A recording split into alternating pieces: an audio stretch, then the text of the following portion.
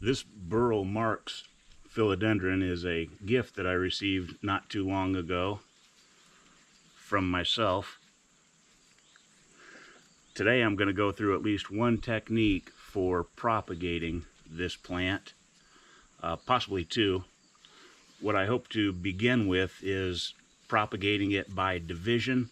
I can see there are at least two cuttings in this plant originally, and from there it has multiplied a couple of times, so I think I'll be able to divide this plant into possibly two or three.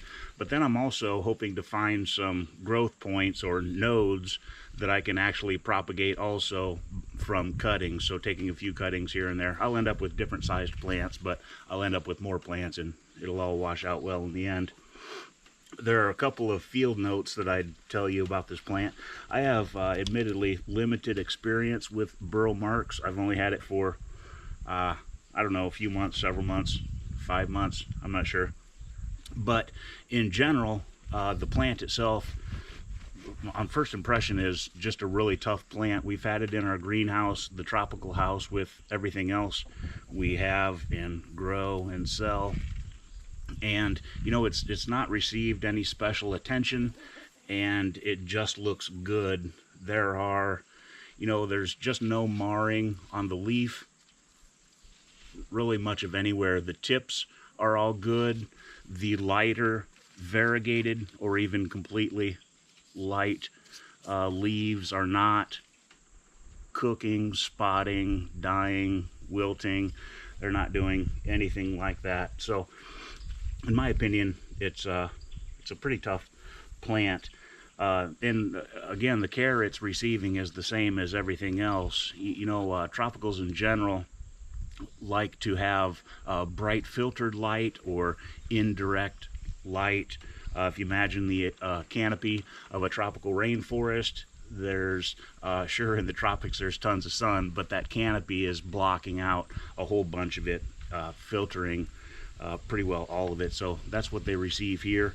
In a home, I would be giving it probably an east window, because morning sun is always less intense than afternoon sun. I would not have it in a western or southern window. I wouldn't have it in that kind of direct afternoon light. If you've got it in a western or southern, I would probably just pull it back away, find a spot where it gets bright indirect light but isn't having the sun blaring down on it. But anyways, with all that said, back to tearing it apart. So I'm just going to begin, as I do with almost everything, which is to lose as much as the soil as possible, because I want to see the roots and I want to get closer to seeing where the plant would prefer to pull apart, and removing the soil is a great help in doing that. I am going to break some roots along the way. Doesn't much matter. I don't want to lose all of them, but I count on losing some roots anytime I do any of this, and everything turns out just fine. The soil blend that this is in, by the way, has some larger bark pieces in it and a lot of smaller, what really looks mostly like decomposed bark. So heavily organic. There's only a little bit of perlite in it, so not a ton of drainage. I'm going to do a different blend when I end up dividing this or cutting it up or whatever I do.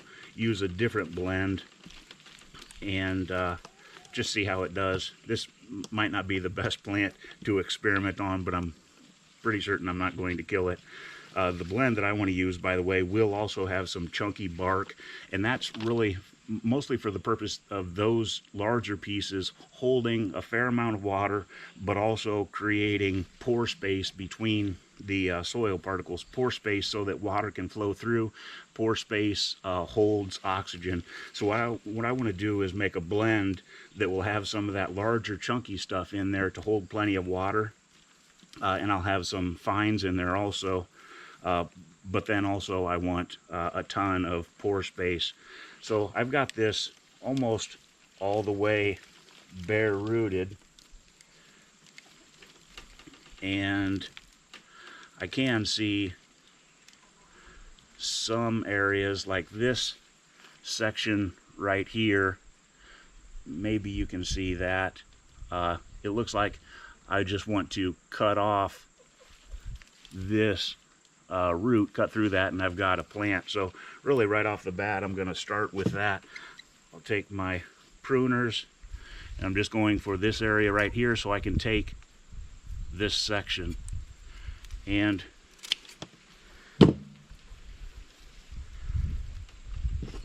I missed. Then it has a few more fine roots connecting it here. I'm going to trim that.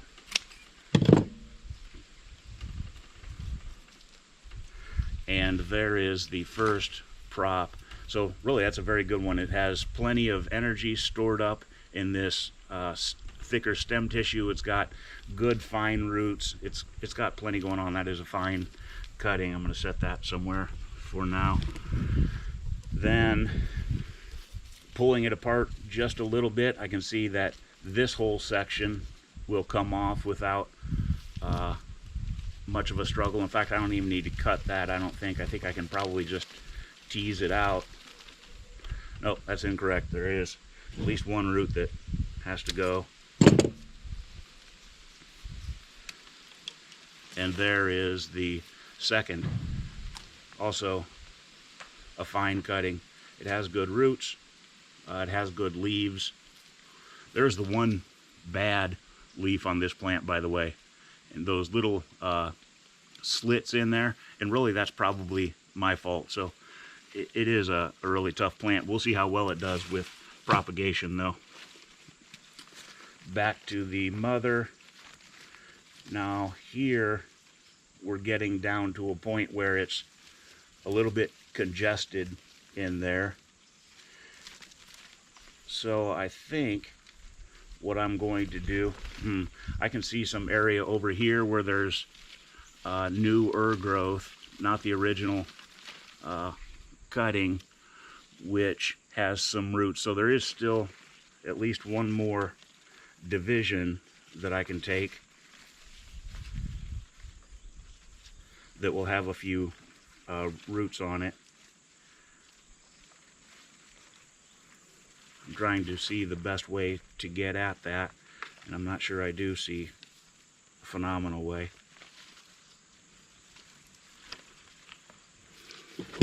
Alright, so I'm just going to reach in. I say that like it's going to be really easy, and I'm just going to go in there and chop it. Reaching in, and you can see there are a few roots closer to aerial roots here, but that will be productive in the long run for a new root system. And I did not get it through that, apparently. There it is.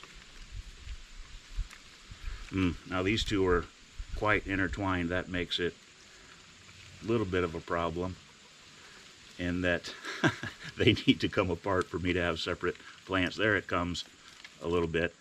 So there is cutting number 3. Again, fine. It's got new growth coming up here. It's got some decent roots. I will end up root pruning these, by the way, just little bits off the tips so that they can divide and grow a better root system faster. And then this is the last one, and I may just repot that and let it go.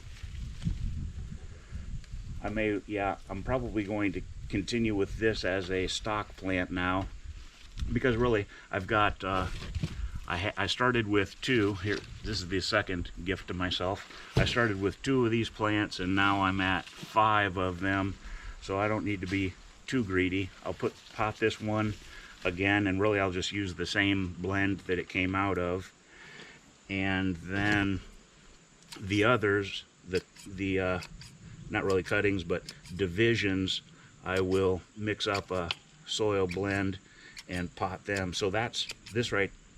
What I'm doing is root pruning, and again that makes the roots divide, so it grows a stronger, more fibrous root system that's better able to take up water and nutrients. So with these three, again, I do want to have a chunky blend, and the chunk needs to be organic rather than, you know, I don't need chunky perlite or anything. But I'm going to use a, it's just bark mulch. It's non-dyed. You can't really tell. It's a little chunky though. It's not the stuff, you know, it doesn't have any coloration in it. Any of those bagged soils that have, you know, when they're red or they're stained, those are, I think without exception, just chopped pallets. And pallets are kiln dried to kill off everything in it and prevent anything from growing in it, so the pallets can be used again and again and again without rotting, of course. But anyways, that's great for pallets, but not really great for plants, in that part of the purpose with organic matter is for it to continually break down into its elements and continually feed that plant. So I'm going to take maybe a handful, a whopping big handful of that, throw that in the bin. I've got some perlite. I'm going to take, not really a whopping big handful. I'm going to mix that up and see what it looks like. And really I want a little bit more perlite in there. So really it's probably just about 1-to-1 bark mulch and perlite. And that's going to be my blend for the divisions that I just took. I had some smaller pots around here somewhere, but I don't know where I put them. Here I've got one. So with this cutting, oh yeah, I'm going to tiny bit more root pruning. Really, I'll just take that one off a little higher. Just cutting the tips for the most part so that it continually branches and fills out. We'll see how it fits in this pot. It's a little bit tight. You don't want to smash the roots. You know, you probably saw as I'm putting it in there, that larger one got stuffed a little bit, but it didn't break. But anyways, that, I mean, that's nice. I'm going to backfill it now with my blend. Try to settle it in a little bit. Sometimes people talk about packing their replants. You know, they're going from one pot to another, and when they put the extra soil in, like I'm doing, they talk about packing it.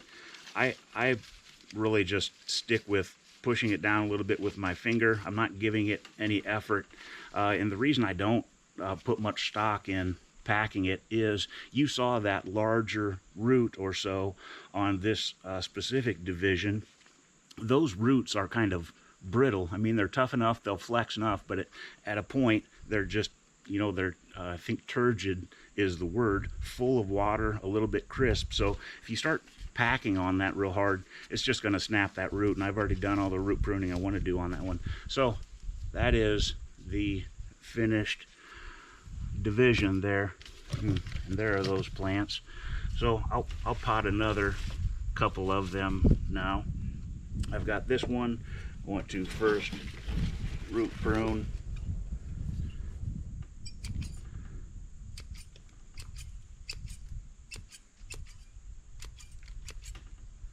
That ought to be about enough. This pot I think is the tiniest bit smaller, but that's all right.